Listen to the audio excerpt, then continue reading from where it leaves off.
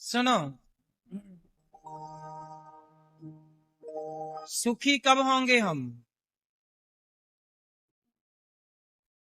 जब हम अपनी। अच्छा, एक बात बताओ, किसी के अंदर कोई इच्छा ही नहीं है और किसी के अंदर बहुत इच्छाएं हैं, तो आपके हिसाब से कौन बेहतर है? जिसकी बहुत इच्छाएं हैं वो सुखी है या जिसकी कोई इच्छा नहीं है वो सुखी है? हाँ? जिसकी कोई इच्छा नहीं है वो कौन है? कौन है? कौन है? जिसकी कोई इच्छा नहीं है वही तो ईश्वर है। कोई कामना नहीं। और जिसकी कामना है वह जीवात्मा है। किसी की 100 कामनाएं हैं तो किसी की 2 कामनाएं हैं। 100 कामनाओं वाला परेशान ज्यादा है, 2 कामना वाला कम परेशान है। लेकिन जिसकी कामनाएं 0 हो गई वो महान बन जाता है। इसलिए कहता हूं, कामनाएं समाप्त हो, इच्छाएं समाप्त हो। काम करो, पैसे कमाओ, अकर्मण्य होके घर। इसका मतलब ये नहीं कि आप काम छोड़ दो। काम करो, पैसे कमाओ, जिम्मेदारियां निभाओ, पर इच्छाएं ना हो। अब अनिरुद्धाचार्य आपके सामने बैठा है, ये दास, हम काम रोज करते हैं, हमारा कभी संडे नहीं होता, पता है आपको? आपका तो संडे है कि चलो आज लेट उठते हैं, आज आराम करते हैं। हमारा तो रोज काम रहता, कोई संडे नहीं, कोई छुट्टी नहीं, 12 महीने काम है। काम करते हैं, आपसे ज्यादा काम करते हैं, लेकिन काम करते हुए भी हमारी कोई कामनाएं नहीं है, कोई इच्छा नहीं है। बताओ हमारी क्या इच्छा है? हमारी कौन सी इच्छा भी पूरी नहीं हुई कि हम उसको पूरी करने लगे हुए हैं? बताओ। बताओ हमारी कौन सी इच्छा भी अधूरी है? कोई इच्छा नहीं है, कोई कामना है ही नहीं हमारी। जब हम बचपन में भीख मांगते थे घर घर जाकर, तब भी हमारी कोई कामना नहीं थी। कभी हमारी कामना थी ही नहीं कि हमारे पास गाड़ी हो। ना गाड़ी की कामना है, ना बहुत बंगले की कामना है, कोई कामना नहीं। कामना केवल इतनी सी है कि गौरी गोपाल में जो माताएं रहती हैं 309, और जो अखंड रसोई चलती है 30,000 भक्तों की, और जो गुरुकुल चलता है, और जो गौ माता की सेवा होती है, इन माताओं को और गायों को सबको पेट भर प्रसाद भोजन मिलता रहे, बस इतना, इतनी इच्छा है कि भाई जब ये सब सेवाएं हैं, अब माताएं 309 हैं, तो बस इतनी भगवान से ये इच्छा नहीं है, ये ईश्वर से प्रार्थना के प्रभु अब इतनी बड़ी आपने जिम्मेदारी दी है, तो ये 309 माताएं हैं तो इन्हें रोटी मिलती रहे, दवाई मिलती रहे, बस। ये इच्छा नहीं है, ये जरूरत है, नीड है, रोटी की तो जरूरत होती है, वो जरूरत है। तो भगवान से प्रार्थना कि प्रभु ये होता रहे। बाकी कामना ऐसी कुछ नहीं है कि ये होना चाहिए। मैंने कभी कुछ सोचा नहीं कि ये होना चाहिए, लेकिन काम करता गया। जब आप काम करते जाते हैं और इच्छाएं नहीं रखते, तो आपकी इच्छाओं से ज्यादा भगवान आपको दे देते हैं। आप संतुष्टि रखिए तो सही। और अच्छा देखो, कामनाएं नहीं होंगी तो आप ज्यादा मेहनत कर पाओगे, क्योंकि फ्री है ना आप, कुछ दिमाग में टेंशन नहीं। और यदि आप पहले सोच लेंगे तो आप परेशान हो जाएंगे, और परेशान हो जाएंगे तो फिर काम कर नहीं पाएंगे उस रफ्तार से जिस रफ्तार से होना चाहिए। इसलिए तो गीता में कहा है भगवान ने, तू कर्म कर, फल की इच्छा मत कर। कर्मण्येवाधिकारस्ते मां फलेषु कदा। मैं बैठा हूं ना तेरे लिए, फल तुझे मैं दूंगा। तू कर्म कर, फल मैं दूंगा।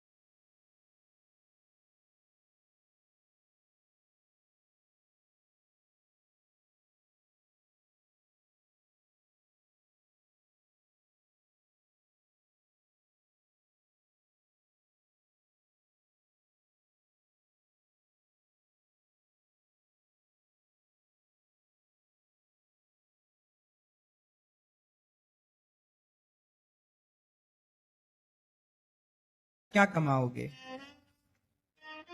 है कोई ऑप्शन तीसरा?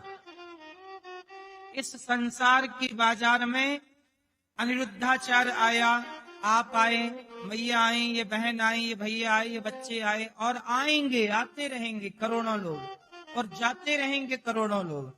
लेकिन इस संसार की बाजार में मिलता केवल दो चीजें मिलती हैं, या तो आप पाप कमाओ, या तो आप पुण्य। अब ये आप डिसाइड करेंगे कि आपको पाप इकट्ठा करना है, या तो आप पाप करने के लिए भी स्वतंत्र हैं। आप किसी बकरे की गर्दन काट दीजिए, आप स्वतंत्र हैं, कोई ना रोकेगा, क्यों काट रहे हो। आप किसी बकरे को काट दीजिए, मुर्गी को काट दीजिए, चींटियों पे गर्म पानी डाल दीजिए, चींटियों को कुचल दीजिए, मार दीजिए, आपको कोई ना रोकेगा। क्यों है कोई रोकने वाला?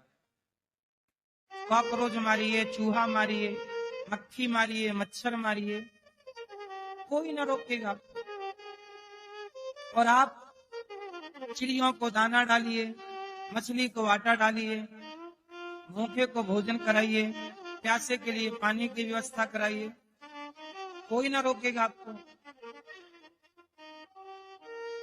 और जिस दिन आपकी सांसें पूरी होंगी, उस दिन ये दोनों चीजें आपके संग चल पड़ेंगी, पाप चल पड़ेगा और पुण्य चल पड़ेगा। तो इस संसार में हम या तो पाप कर रहे हैं या तो पुण्य कर रहे हैं। अब आप लोग जरा दर्पण देखा करो सवेरे सवेरे, तो जरूर देखा करो कि आपके इन हाथों से, आपकी इन आंखों से, आपके इन कानों से आप पाप इकट्ठा कर रहे हैं या पुण्य इकट्ठा कर रहे हैं। जब आप इन हाथों से किसी को मारते हैं तो वो पाप होता है, और इन हाथों से किसी के पांव दबाते हो या रोटी परोसते हो वो पुण्य होता है। जब इन आंखों से आप किसी गलत दृश्य को देखते हो वो पाप होता है, और इन्हीं आंखों से जब आप भगवान का दर्शन करते हो वो पुण्य होता है। इन्हीं पांव से जब आप किसी को मारते हो, पांव से नहीं, लाते मारते, वो पाप है, और इन्हीं पांव से चलकर वृंदावन आते हो, ये पुण्य होता है। किसी का भला करने के लिए पांव बढ़ाते हो, पाप भी कमा रहे हैं, कुछ लोग पुण्य भी कमा रहे हैं। अब देख लो आप लोग क्या कमा रहे हो। जो आप कमाओगे वही आपके झोली पे आएगा, पॉकेट पे आएगा, और रोकेगा कोई ना। इसलिए साहब अनिरुद्धाचार्य बहुत डरता है पाप कमाने से। पाप क्यों करें, क्यों करें पाप, बताओ। मैं शराब भी पी सकता हूँ और अनार का रस भी पी सकता हूँ, क्या बेहतर है मेरे लिए? क्यों? शराब पीऊं तो कौन रोकेगा, और अनार का रस पीऊं, लस्सी पीऊं, छाछ पीऊं, कौन रोकेगा? इसलिए ईश्वर ने हम सबको अक्ल दे रखी है, बुद्धि, क्या प्राप्त करना है, कहाँ जाना है, किस ओर तेरी मंजिल, किस ओर जा रहा है, कहाँ के लिए निकले थे और कहाँ चल पड़े। सुनो, एक बाप था, उसने बेटे को 100 रुपए दिए, जाओ बेटा ये 100 रुपए ले लो, और बाजार में ताजे ताजे फल आए हैं, जरा 1 किलो फल लेके आओ। 100 रुपए लिया बेटे ने और चला बाजार। ध्यान से सुनना, बाजार में गया तो वहां एक मंदारी बंदर को नचा रहा था। नाच बंदर नाच, नाच बंदर, बंदर नाच। वो खेल सारे लोग देख रहे थे, तो ये बेटा भी देखने लग गया जिसके बाप ने 100 रुपए दे के बाजार भेजा था। खेल इतना जबरदस्त था, मजा आया। आखिरी में बंदर ने कटोरा लिया, सबसे मांगा, इसे भी बड़ी दया आई, और इसने 100 रुपए, इतना प्रभावित हो गया कि वो 100 रुपए वो बंदर के कटोरे में डाल दिया। मंदारी चला गया। जब मंदारी गया तो इसे याद आया कि मेरे पिता ने तो 100 रुपए कुछ और काम के लिए दिया। वो बाजार में दुकानों की तरफ गया, तब तक दुकानें बंद हो गईं।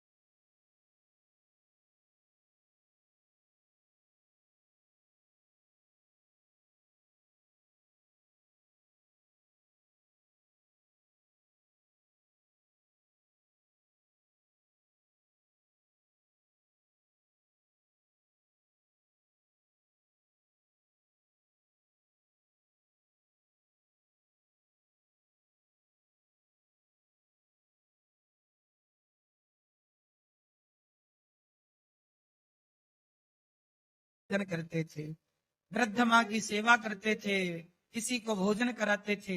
आप लोग तो बता पाओगे कि हमने इतना पुण्य किया भी है, बाकी लोगों का क्या होगा? क्या बताओगे? यही बताओगे कि सारी जिंदगी पैसा कमाते रहे और कमा कमा के और फलानी बैंक में जमा करके आए। भगवान बोले वो बैंक का वहीं रह गया, यहाँ क्या लाया? सारा कमा कमा के बेटों को दे के आया। तूने भूखों को कितना खिलाया, तूने प्यासे को कितना पानी दिया, तूने लोगों की सेवा कितनी की। यही ना पुण्य है मेरी माँ। इसलिए इस धरती पर दो चीज कमाते हो आप, या पाप कमाते हो या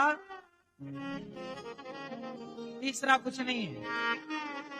इसलिए साहब आप ये जरूर अपने आप से सवाल करना कि अभी तक आपने क्या कमाया है और क्या गवाया है। कितनी उम्र चली गई, कितनी बची, अब क्या करना है? उठ जाग मुसाफिर भोर भई, अब रैन कहाँ तू सोवत है। जो सोवत है वो खोवत है, जो जागत है वो गई बहुत थोड़ी बची।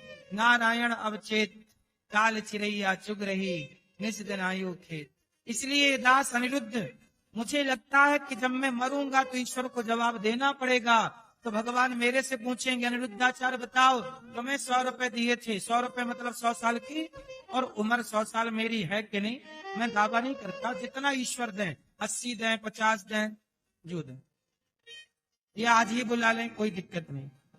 जब ईश्वर मेरे से पूछेंगे कि मैंने तुम्हें इतनी उम्र दी, तुमने क्या किया, तो मैं जवाब दे पाऊंगा कि प्रभु मैंने बेसहारा माओ की सेवा की, वृंदावन में कोई भी भक्त आया सबको भरपेट भोजन मिला, गाय की सेवा, निःशुल्क बच्चों को पढ़ाने लिखाने की सेवा की है।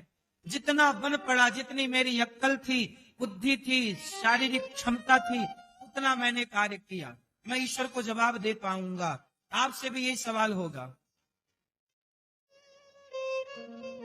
अपना अपना जवाब तैयार रखिएगा, सबमिट करना पड़ेगा ना, वहां फाइल है नहीं। सरकार को साल भर का लेखा जोखा देना पड़ता है, इनकम टैक्स। बोलो हाँ। नहीं दो तो सरकार कहती है चोर हो तुम, टैक्स चोरी कर रहे हो।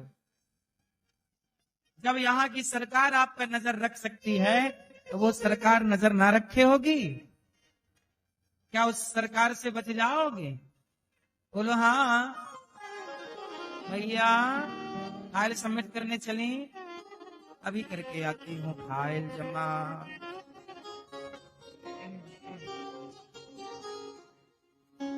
इसलिए साहब बहुत अच्छे से विचार करके काम किया। चीटी मारने से पहले सोचो कि तुम्हारा फायदा क्या है। किसी को गाली देने से पहले सोचो कि तुम्हारा फायदा क्या, क्यों देना है। मैं क्यों किसी का दिल दुखाऊं, मैं क्यों किसी को गाली दूं, मैं क्यों किसी का अपमान करूं, मैं क्यों मछली को मारूं, मेरा फायदा क्या है मछली मारने से? क्यों साहब, क्यों मैं पाप करूं साहब? जब मेरा पुण्य करने से पेट भर सकता है तो मैं पाप क्यों करके पेट भरूं? पुण्य करने से मेरा परिवार ईमानदारी से चल सकता है तो मैं बेईमानी क्यों करूं? बताओ, जीना ही तो है संसार में। कौन सा हम अमर होने के लिए आए हैं? अच्छे कर्म करोगे तो अमर भी हो जाओगे।